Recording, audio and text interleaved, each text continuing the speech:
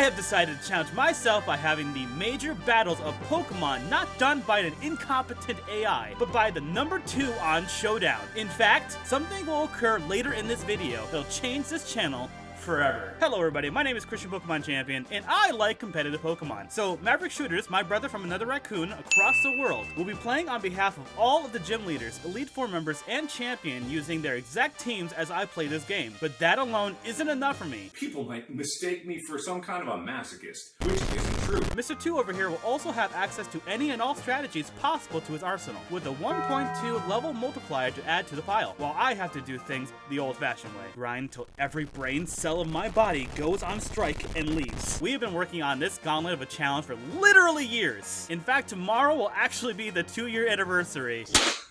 Yay! I am so happy, so very happy, to finally provide this content to you. So now, let's begin. I named myself Joe Jr., and first things first, I wasted no time in formulating a team. I didn't mention this earlier, but I'll be allowed only 1 proxy Pokemon per gym. But the rest of whatever's left on the team will eventually have to be used for the Elite Four. Whatever I choose now will dictate how the rest of this challenge will unfold. I believe the starters are a very dependable first choice, and I think it's pretty obvious who. Blaziken. I mean, this chicken has speed boost. Mudkip is definitely my favorite among the bunch, but Zwigo is not an Uber's tier. After restarting for several hours, this is the IV spread that appeared to be the best to me. And yes, these are sucky IVs, but I gotta work with whatever the game gives me. If, for instance, I wanted to take the time to obtain perfect IVs, that would be a 1 in 2 quadrillionth of a chance. I mean, after close to 20 full boxes of these dudes, the absolute highest IV spread I ever found was 150, and the highest you can go is 186. I swear, if I see one Destiny not comment. Speaking of something related to infatuation, Gardevoir isn't a bad next addition to the team. Not every Pokemon will necessarily remain until the end, but for now, these 2 are staying indefinitely. Along the way to the first gym, obtaining EVs becomes very apparently problematic. The main issue is that all of Mav's Pokemon will have maxed out EVs, the max being 510. I ain't getting that many walking from my house to the local supermarket. Moreover, I want to focus on special attack EVs on routes, for instance, but I have to fight a mandatory battle with EVs that I don't want, then I'm gonna have a very uneven and messy EV spread. There is a way to address this in the future, but for now, routes is just gonna have to be an EV tramp. Once we've done the best we could with what we got, which is literally almost nothing, let's witness how my 2 mediocre Pokemon handle Mav's well-trained beasts. Now well, routes is just not enough right now. I mean, my health item is literally an Oranberry. Wait, why did I use Growl on a Nosepass that literally just used a special attack? Man, I was so bad at Pokemon back then. Anyway, Combusken would also need several crits to feint its Nosepass, so I'm gonna have to overlevel to make sure I earn a Curlia. I promise not to overlevel from now on, except for Gym 2, because I'm clearly already overleveled. Man, my moves suck. Since Maverick is using Sandstorm, I assume he's taking advantage of his Pokemon's abilities to raise his attack and evasive stats respectively. Thankfully, after a bit of luck with crits, I took down his wall of a nose, and after some chip on Geodude, Curlia was quickly able to finish off the job. That's 1 down after 5 attempts. Yo, did you subscribe to the channel? No? Don't care. I just hope you're having fun. But no, really, subscribe to the channel. Since I have a fire that's weak to ground moves, I probably should get a flying type or somebody with levitate. I'm thinking Gyarados. At this point of the challenge, literally years ago, I wasn't privy to the tiers of each Pokemon, but I always thought Gyarados was a pretty strong water type. Turns out, he's not that great, but nonetheless, their Intimidate was dang useful. So I don't regret Guacamole joining. By the way, trying to fish these suckers for hours on end, constantly missing to reel these annoying mini Kaidos, took off at least 2 weeks of my lifespan. But enough of existential dread, we are at Gym 2. Starting off with Guac was mainly a joke move, but it turned out that Makuhita was a fake-out toxic style Pokemon, so I was able to waste his fake-out, though it also meant he was able to start up Machop's guts via Flame Orb upon switching. This doesn't quite matter, since Curly is both overleveled and a fairy. To avoid extra damage, and knowing they'd faint at the end of the turn from burn, especially since Bullet Punch was their obvious next move. And Makuhita, by themselves, wasn't enough against both Curlia and Combusken being a stall Pokemon. Now that I've dealt with the absolute easiest gym of this challenge, now comes the most menacing. This gym alone delayed this video 8 weeks. Watson, I hope you and your terribly punny name reincarnates as the acid in a battery. But before that, it's good to know what new competitive options have been open to me since beating the last gym. For instance, some decent TMs, access to vitamins in this economy, and even okay held items. Just a smorgasbord of competitive jargon. Oh cool, it's a museum of the history of competitive Pokemon. Man, this is boring. By the way, I fought Gray as May under the bridge. Yeah, he was supposed to be the rivals in this challenge. That definitely didn't work out, but go ahead and subscribe to the dude anyway. He just recently made a story-based channel. It was at this point where I learned how to take advantage of the mechanics of auras to EV train even better. If you get an oddish on Route 110 with the move Sweet Scent, you can create a horde battle. And if you go to the right places in this region, you're guaranteed to train a specific EV. With experience share still giving the EVs to all members of your team, this will save a ton of time. Not gonna lie, I was so hyped when I found this out. I've turned into a super nerd, haven't I? Whoops, a year later. Did I mention that this challenge took years to make? Can you handle my intimidating aura? Okay, so what made this battle so difficult? My bleeping Pokemon are O-code to every hit! Plus I got a Leviathan that flinches when it sees an outlet! His strategy wasn't even that complex. It was just Specs Volt Switch the whole time. But the best I could do by this point was Oonga Booga Flinch Hacks or Quick Claw Spam. I mean, Fire Pledge from Chicken was just barely not enough to win. Even when my speed is boosted with Flame Charge, I'm still slower than his Voltorb. I'm a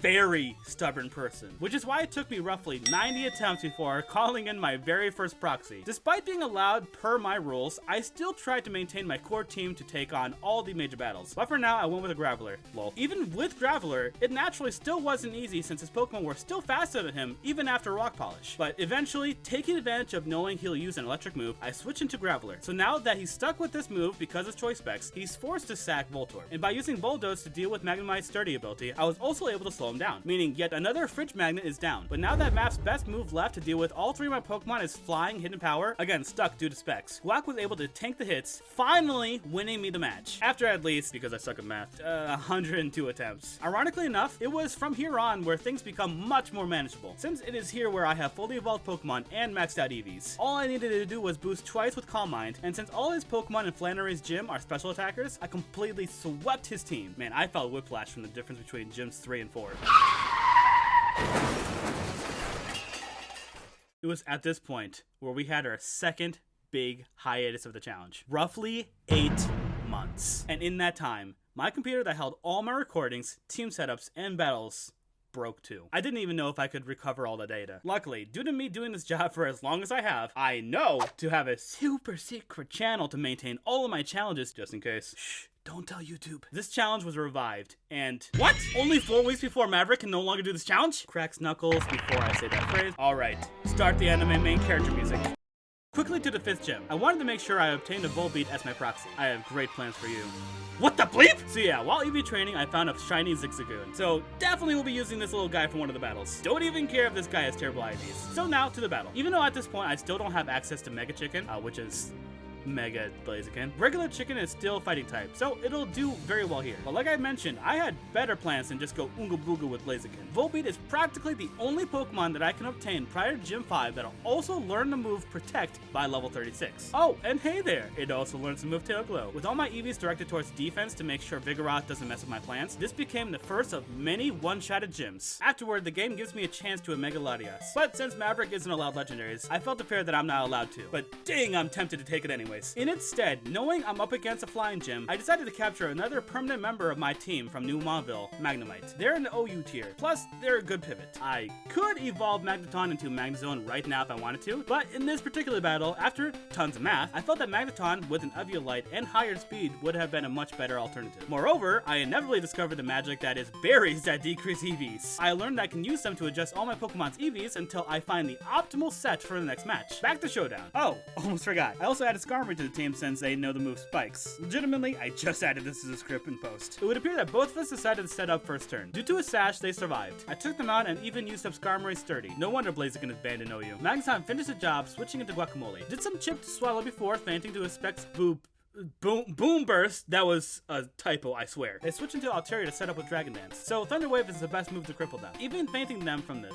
Subsequently, and skillfully might I add, dodged his Air Slash to end the game. I legit had too many advantages, so it wasn't a surprise that I won. Who cares about showing the game to have contrast of footage for the video? I gotta get this challenge done now! Mav has already noted to me that he's not especially experienced in double battles, but despite this, the match was still a very close one. My only solace is that I can use his mono teams to my advantage. That's about it. Mav's strategy for Solrock and Lunatone Lunatone is to avoid the Intimidate on Solrock using White Herb, meaning he'll have to start on step 1, lol, with expects Lunatone to have a diversity of special and physical attacks. I'm sure he's trying to avoid another Flannery situation. Turn 1, I double protected, mainly to find out what Mav's main goal for his match was. Was his focus going toward Ballin or Guac? Knowing this helps me to know how I should prioritize my moves too. This way of handling a double battle match is most definitely not the best strategy usually, but in this type of challenge, it helps me especially to gather info. It looks like he wanted to take out Guac with an electric hidden power, then to weaken Ballin until Sturdy saved it, taking him out next turn. Next turn his plan still went off, and I missed. Well, at least I took out the Solrock with Flash Cannon, which means that even if it takes out Guac, Ballin will still defeat Lunatone, and vice versa. If it wasn't for Specs, he could still use Icy Wind, defeating both of my Pokemon at once. But he's currently stuck on Hidden Power, giving me the win. Wait, this game has a story? Starting out big with my shiny Belly Drum Lanoon Sweeper,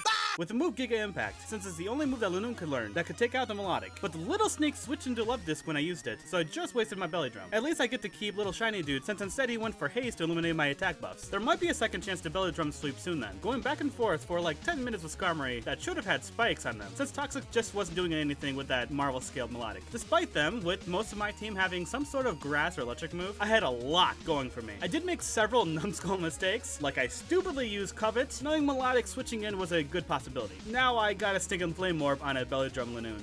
Nice. Was trying to get Wall Raid Stitcher's Berry. Sorry dude, I tried. In the late game, I did try just one more time with Belly Drum anyway from Gardevoir's Wish, which did lead to taking out a terrifying Wish Cache with Dragon Dance. You did a good job, Sailor. I finished the battle after 25 minutes and 40 turns. That was a challenge in of itself. Now enough of Little League, it's time for the Big Boy Club. Starting now, there will be quite a few added rules to make things as accurate to its native game itself as possible. But before that, I wanted to secure the perfect team for these 5 titans. My official team has, from the beginning, been Blaziken, Gardevoir, Gyarados, Magzone, and Skarmory with an open slot still. And ironically enough, despite this challenge starting off 2 years ago, I believe this team surprisingly holds up. But for the wrong reason. My original thought was to abuse the Mega Stone mechanic to its fullest, essentially having a very strong Mega with a type advantage for each of Maverick's teams. Has my strategy changed since then? Yes, but actually no. Essentially now, Megas have become more of a niche for battles. But now it's to make sure I have more of a balanced team of physical and special sweepers. So now what'll tie this whole team together? I had many prospects. I thought of Tangrowth, Aerodactyl, all of these losers, and even Kricketune. But I eventually came up with the Shadow Tag Wobbuffet. Maverick did warn me that he could just have Shed Shell or use Taunt, but if having Wobbuffet messes him up this much, it might be worth having just a Rocky Helmet punching bag. So after defeating Wally, I think it is now time to explain how this Elite Four will be handled. I'm really wanting the gimmick of having to fight the Elite Four without a break to transition well into this challenge. To do so, whatever is done in battle and pre-post game will have to be taken into consideration in the game as well. If, like, I run out of PP in a move, PP, then I'll need to have an Ether prior to the next battle if I want to use that move again. If it happens in the game, it happens in real life. And now to spice things up. Since I have been decimating Maverick since the 4th gym, he offered a bet. If I can't defeat each Elite Four member within 3 attempts, I'll be forced to finally do my face reveal. But it gets even harder. 1, he gets to use the rematch teams of the Elite Four and Steven since these teams are much more competitively viable. And 2, he gets to choose one of my Pokemon to bench from the match. So for you guys' sake, you better hope I win, because you wouldn't be able to handle my handsome Squidward complexion. For Sydney, Maverick's choice of elimination was, of course, Blaziken.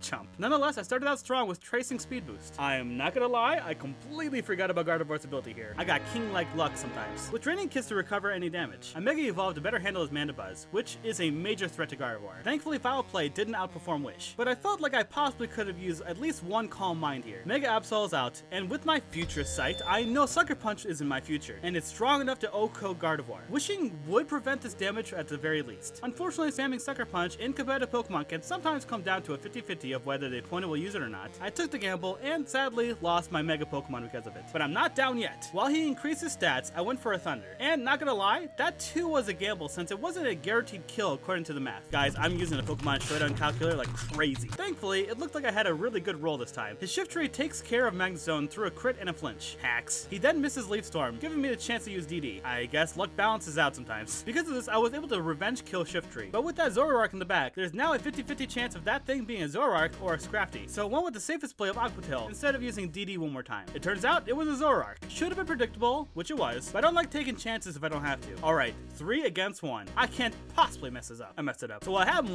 is that he easily fainted Guac, and now that all I have left are 2 dudes with no attacking moves, and he has taunt, I lost his round. But not because he outplayed me! See, I was doing this battle while I was working. Please don't tell my boss, by the way. But at the time, I was getting really nervous and just ended the match so I can go back to work. I figured I was 100% out of this anyway. But he and I both realized that I had a Skarmory with Rocky Helmet. Even if he had maxed out Dragon Dance, he still would have had to deal with at least 2 Rocky Helmet damages since I got sturdy. Just enough to grant me the winner. Well, that's on me. So on to attempt number 2. To keep this simple, I very easily lost to a nasty Plot Shiftry. Alright, my final attempt for this bet. Gardevoir made quick work of Sharpedo, a threat to my team. Magnezone is a perfect 1v1 Pokemon, so they were able to take out the Shiftry that destroyed me in the last attempt. Scrafty is out. Anyway, I wanted to set up for my next Pokemon with Reflect, and apparently they had the same idea with DD. I had to switch. I couldn't allow them to spam DD, and Gyarados with their Intimidate was perfect. Unfortunately, Gyarados wasn't strong enough, so I opted for Skarmory to use— Dang it! I forgot about Taunt! No, I can't lose like this! I need to get back control of this match, so I made sure to switch spam Gyarados' ability in tandem with Skarmory's Rocky Helmet, but I would inevitably fail to their massive attack, Taunt, and Moxie. I was then swept. I lost. But that's okay. I lost the bet to Maverick already on the very first Elite Four, remember? Man, this was a letdown. Sorry about that. So I'll indeed provide you guys with a face reveal. Good job, Maverick, but our battle isn't done yet.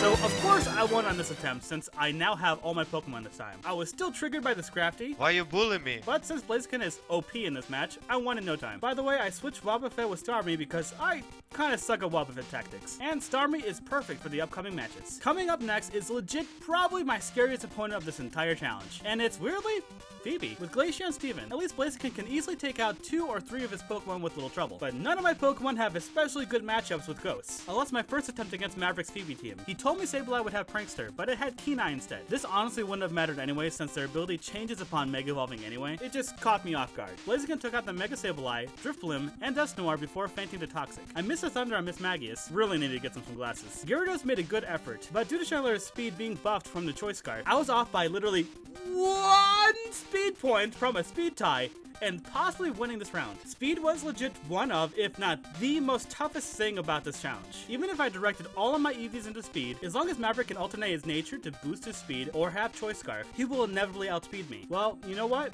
That's okay, because I literally flinched and froze Sableye twice, allowing me to set up and completely demolish his team. I didn't earn that win, but I'm not dumb enough to not take it. So there we go. We both knew that the writing was on the wall for Glacia's team, since Ultra Mega Chicken can basically one-shot every one of their Pokemon. So we expedited this battle so as to get to the main events of this challenge. In the last Elite Four member, I luck hexed again with Flinch, which prevented Guac from fainting to Kingdra here, allowing me to sweep his entire team. Lol. The final fight.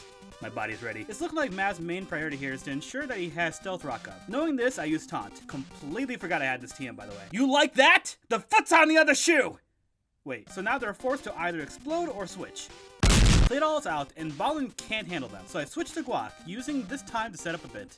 Whoops, that's okay, because Starmie— oh, I forgot to give him a nickname— Patrick can handle them pretty well. With Recover and Reflect, Skarmory was briskly taken out. And then Patrick went HAM! Fainting Claydol, Aggron, taking a hit from Aerodactyl, then fainting them even still. Wasn't planning this match to go this way, but I'll take it. Yeesh! With the final Reflect prior to taking a Thunder Bagua from a Mega Metagross right to the face, Mega Ultra Chicken was able to finish this challenge off, just like the main protagonists that they are, with a pre-planned special overheat that I knew would faint the Metagross. So this team was then put into the Hall of Fame, along with Tot, Bellsmart, Uhura, MC Hammer, Groot, Shiitake, Jock, Joseph, Team Rocket, Priceless Purpose, Dug and Doug, Good Boy, Norman, I Eat Birds, The Explosion Squad, Aaron, Breath, Foot, T, The Pacifist, Kaido, The Legion of Darkness, Team Toxic, and Marky Moo's team. Only one thing left to do.